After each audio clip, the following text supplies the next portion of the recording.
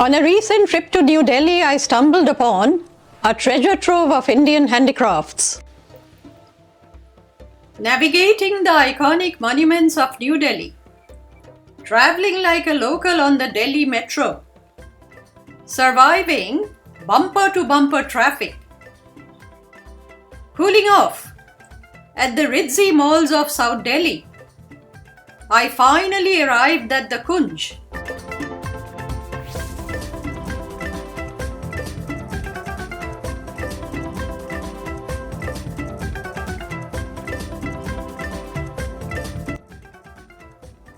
New Delhi's latest hub for artisan crafts. This curated space is a must-visit for anyone looking for sustainable decor, handcrafted textiles, and a break from the mainstream commercial scene. I watched the artisans at work, spoke to them, and understood the nuances behind the many crafts India is home to. I'm Abhay Pandit, and basically this is all my ceramic art, as you can see. So here I work on the concept of fossils basically. So this is handmade ceramic plates with the leaves, patterns, and it's a turquoise barium copper glaze. And since I come from Mumbai, so I love the Samudra Manthan and the ocean. So you can see the churning of the ocean all over here. There's also here the waves and the currents of my Mumbai ocean basically here. But what's your technique? This is ceramics, it's like pottery, right? Yes, pottery, Yeah. There are many techniques, like this is made by making a slab, a chapati in clay, and then taking the impression with the glaze of copper, stuck to the leaves, and then when the leaves burn, they leave their ashes basically. The ash has got soda, so the glaze comes out very vibrant blue, ultraviolet, as you can see. And the other technique, this is made on the wheel basically. So you can see the wheel, and there's a tool called tobikana. It's a Japanese term. So you get this texture, and the glaze gets filled inside. So there's a beautiful combination of the matte glaze and the glossy glaze. And this is a very famous term called Japanese term called raku. So that's a raku, naked raku smoke pottery. So there's only smoke basically, which you can see. Again, this is a very old technique, but this is a sophisticated, interesting, latest technology. You're controlling the smoke where you want with the lines, like a batik basically. And again, this is a different technique here. As you can see, it's a sagar. We call it sagar firing. So I love this patina. It's like a fossil again. So it's unglazed. Basically, we put a lot of ferric chloride, powders of copper sulfates and wooden chunks and things like that. And we wrap it in a foil of sandwich foil basically. So all the fumes at 900 degrees centigrade, the clay absorbs it basically. It penetrates, and what comes out is a beautiful surface like that. Papier-mâché artisans soak paper for weeks, molding it into different shapes. Papier-mâché is more than just mashed paper. It's a 700-year-old Persian legacy introduced in the 14th century by the Sufi saints. They use 24-karat gold leaf and brush made from goat's hair to create Hazara, the 1,000-flower pattern. Papier-mâché is light as a feather, but lasts centuries. Sola is derived from the shola plant that grows wild in the marshy wetlands and waterlogged paddy fields of West Bengal, Assam and Odisha. Sola craft looks like it's made from thermocol or plastic. Not quite.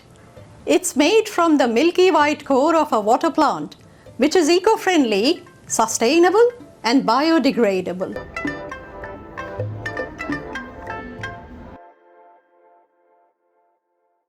Indian painted textiles blend art, storytelling, and chemistry. These are written or painted by hand, turning every yard of cloth into a literal canvas. Among the different genres of paintings are kalamkari, pichwai, fard, and patachitra.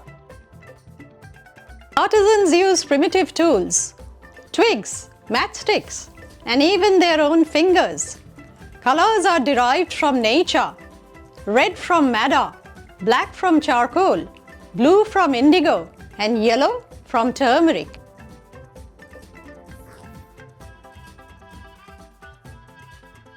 Pichwai are massive cloth paintings hung behind the deity Srinath Ji. Each Pichwai tells a story of a season or a festival.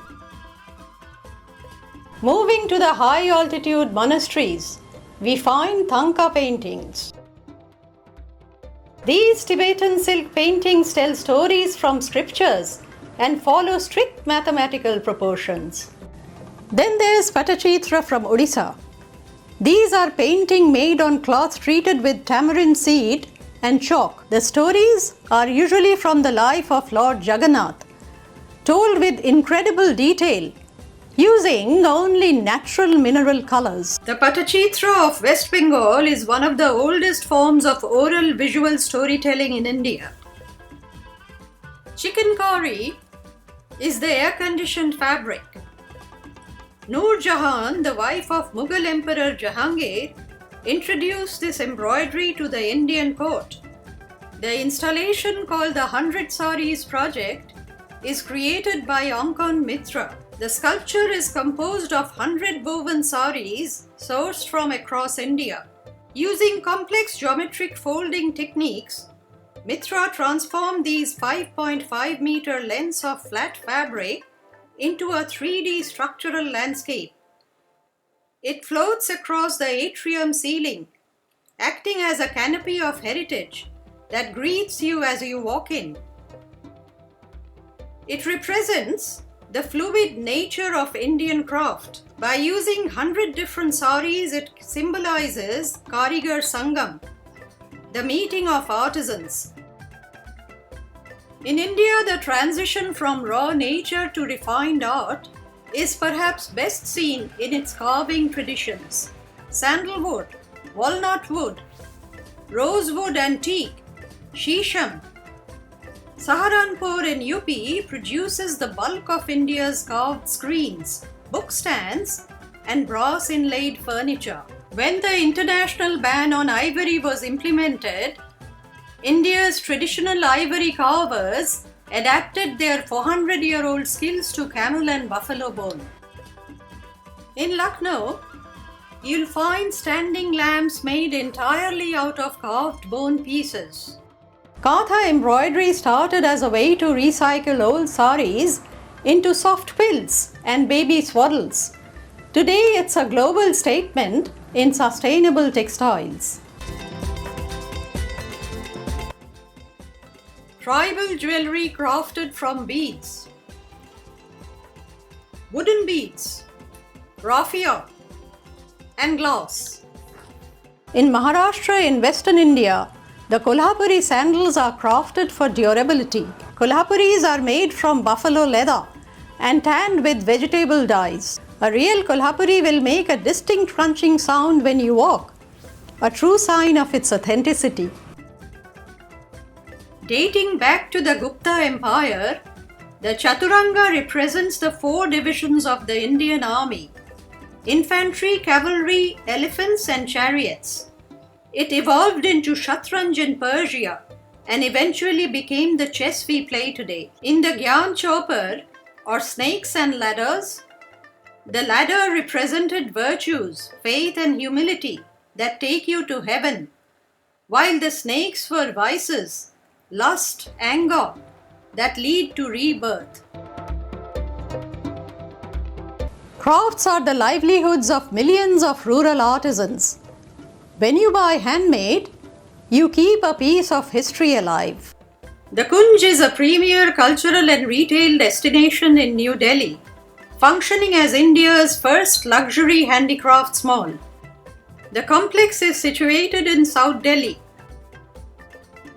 near major landmarks like DLF Promenade and Ambience Mall. It is open daily from 11 a.m. to 8 p.m. Admission to the complex is free. The dining experience at the venue is designed to be as cultural as the exhibits, featuring aesthetic touches that celebrate Indian folk art. The seating area features hand-painted furniture showcasing various folk art styles like Worli, Madhubani, and Gond. Coming up next on Learn with Samita, the incredible story of the golden fiber of India, the Munga silk.